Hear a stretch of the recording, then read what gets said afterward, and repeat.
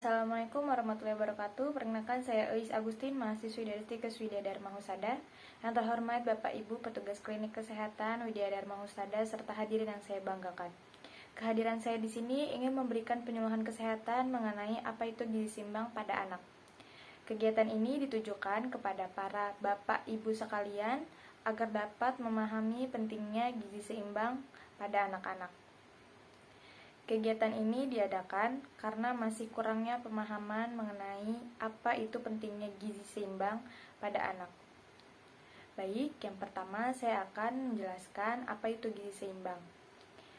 Gizi seimbang adalah susunan makanan sehari-hari yang mengandung zat-zat gizi dalam jenis dan jumlah yang sesuai dengan kebutuhan tubuh dengan memperhatikan prinsip keanekaragaman, variasi makanan, aktivitas fisik, kebersihan, dan berat badan ideal menurut Kemenkes pada tahun 2014.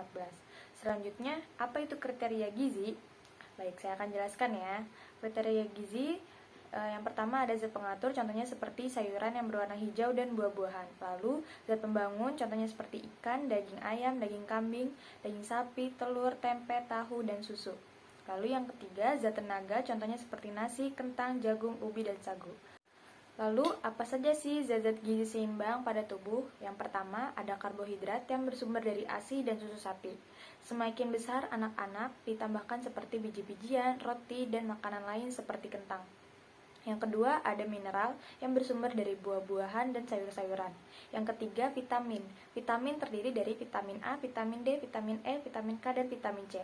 Yang keempat, ada protein yang bersumber dari daging sapi, ayam, kacang-kacangan, ikan telur, dan udang. Yang kelima, ada air, yaitu kebutuhan air pada orang dewasa sekitar 8 gelas atau 2 liter setiap harinya. Dan yang terakhir ada lemak, diantaranya seperti ASI, susu sapi, minyak, mentega, dan bubuk selada. Lalu, apa saja sih faktor-faktor yang mempengaruhi gizi? Yang pertama, anak suka memilih makanan. Lalu yang kedua, anak terlalu sering jajan. Dan yang ketiga, anak terlalu capek setelah lama bermain. Lalu, apa saja nih dampak dari kekurangan gizi? Yang pertama, malnutrisi atau gizi kurang.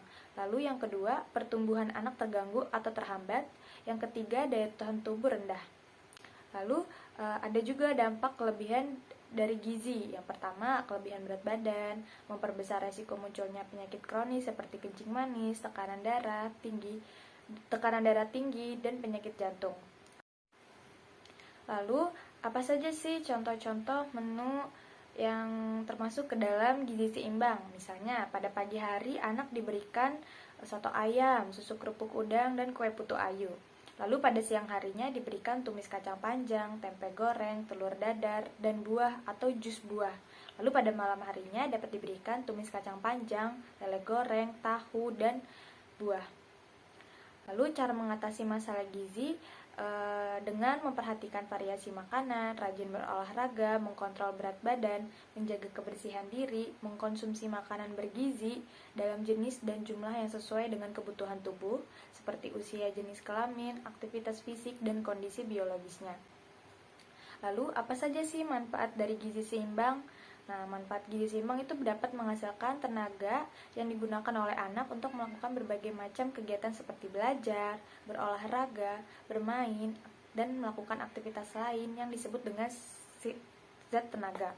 Lalu, membangun jaringan tubuh dan mengganti jaringan tubuh yang telah rusak yang disebut dengan zat membangun.